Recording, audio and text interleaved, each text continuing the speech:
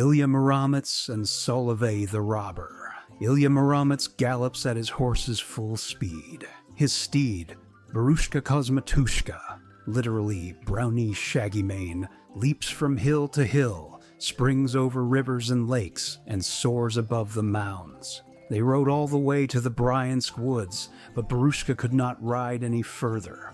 Quicksands lay across their path, and the horse sank into the swamp up to his belly. Ilya dismounted. With his left hand he held Barushka steady, while with his right he tore up oaks by the root, laying down oak planks across the bog. Ilya built 30 versts of these walkways, and good folks still ride upon them to this day. Ilya eventually reached the Smorodina River. The wide, turbulent river flowed, tumbling from stone to stone. Barushka neighed, soared higher than the dark forest, and cleared the river in a single leap. And beyond the river, Solovey the Robber, literally Nightingale the Robber, sat perched on 3 oaks on 9 boughs. Neither a falcon could fly past those oaks, nor a beast could run, nor a snake could crawl. All fear Solovey the Robber. No one wishes to meet their end. Solovey heard the sound of the horse's gallop, stood up on the oaks, and bellowed in a terrible voice. "What manner of unmannered lout rides here, past my protected oaks? He gives no rest to Solovey the Robber." Then he whistled like a nightingale, roared like a beast, and hissed like a viper, so that the whole earth trembled. The centennial oaks swayed, the flowers fell away, and the grass lay flat. Barushka Kosmatushka fell to his knees, but Ilya sat in his saddle, unmoving. The fair locks on his head did not even stir. He took his silk whip and struck the horse across his stout flanks. "You are but a sack of fodder, not a bogatyr. Heroic steed, have you never heard a bird's chirp or a viper's hiss? Get up on your feet. Carry me closer to the robber's roost, or I will cast you to the wolves to be devoured." At that, Barushka sprang to his feet and galloped to Solovey's nest. Solovey the Robber was astonished. "What is this?" He poked his head out of the nest, and Ilya, not lingering for even a minute, drew his tight bow and let loose a hardened arrow, a small arrow, weighing a full pood, approximately 36 pounds. The bowstring shrieked, the arrow flew, hitting Solovey in the right eye and shooting out through his left ear. Solovey tumbled from the nest like a sheaf of oats. Ilya caught him in his arms, bound him tightly with rawhide straps, and fastened him to his left stirrup. Solovey peered at Ilya, too afraid to utter a word.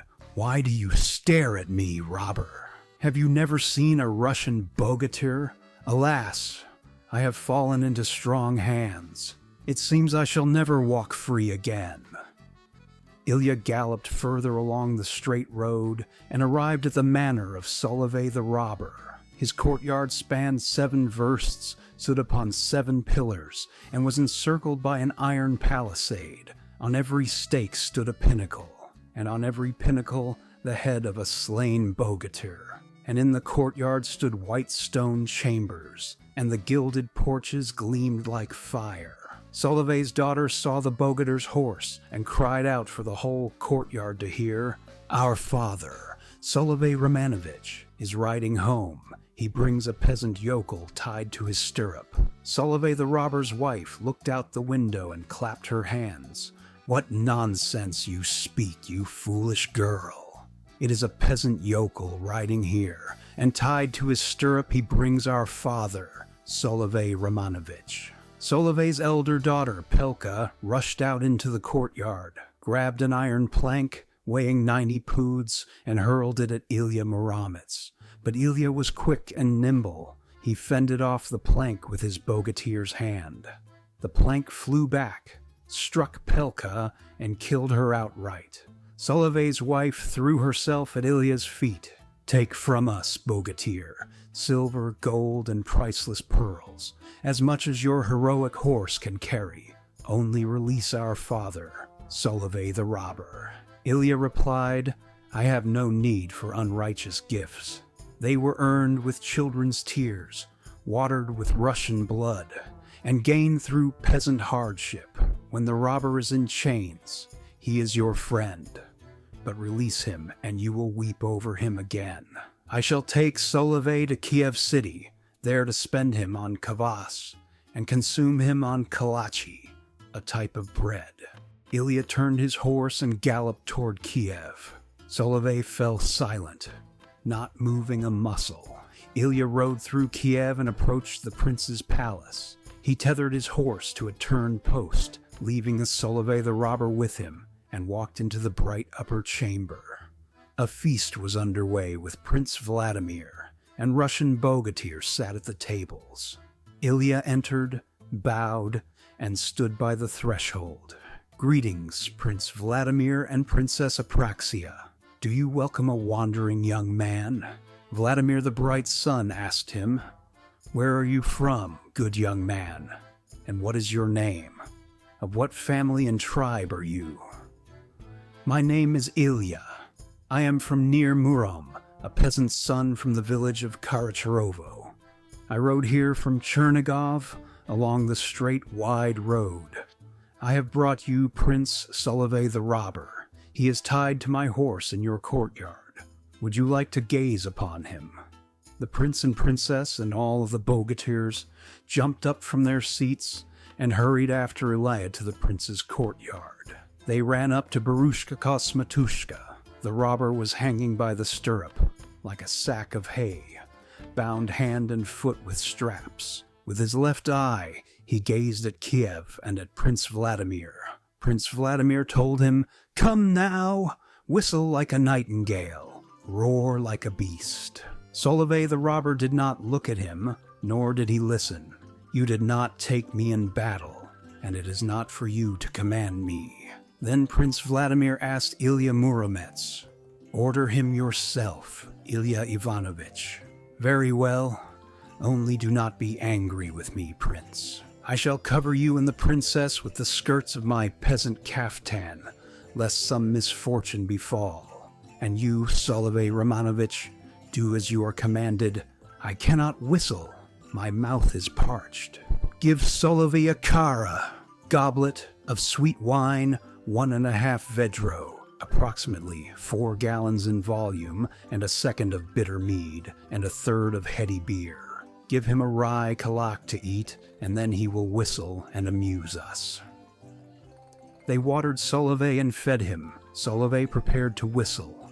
"Mark my words, Solovey," said Ilya, "do not dare to whistle at full voice. Whistle with a half whistle, and roar with a half roar, or it will go ill for you." Solovey did not heed Ilya Muromets' warning.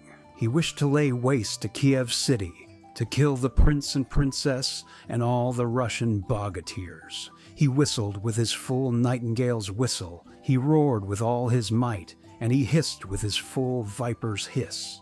What happened then? The turrets on the palaces skewed, the porches fell away from the walls, the glass in the chambers shattered, the horses bolted from the stables, and all the bogatyrs fell to the ground, crawling across the courtyard on all fours. Prince Vladimir himself stood barely alive, reeling, hiding beneath Ilya's kaftan. Ilya grew angry with the robber. "I told you to amuse the prince and princess, and yet you have caused so much damage. Well, now I shall settle accounts with you for everything. Enough of you wronging fathers and mothers. Enough of making young women widows and children orphans. Enough of your banditry."